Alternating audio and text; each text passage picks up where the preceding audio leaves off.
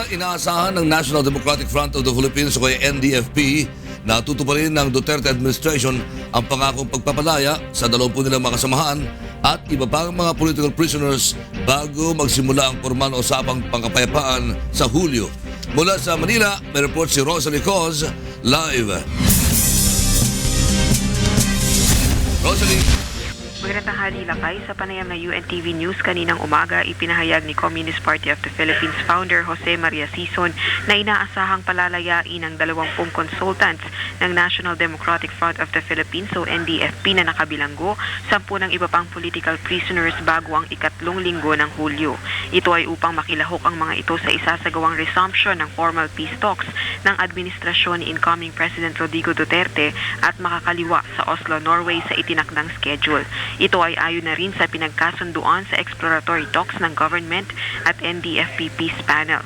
Kasama sa agenda sa formal peace talks ang pagbuo ng draft ng General Amnesty Proclamation. Kasunod nito kung sakali namang pagtibayin at aprubahan din ng 17th Congress, palalayain na rin sa pamagitan ng amnesty ang ipagkakaloob ni President Duterte ang iba pang political detainees na kinabibilangan naman ng mga may sakit, matatanda at kababaihan.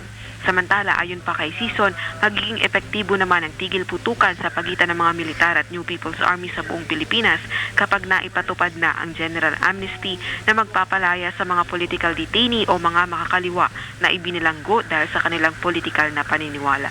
Lakay? Maraming salamat, Rosalie Coz, nag-uulat mula sa Maynila.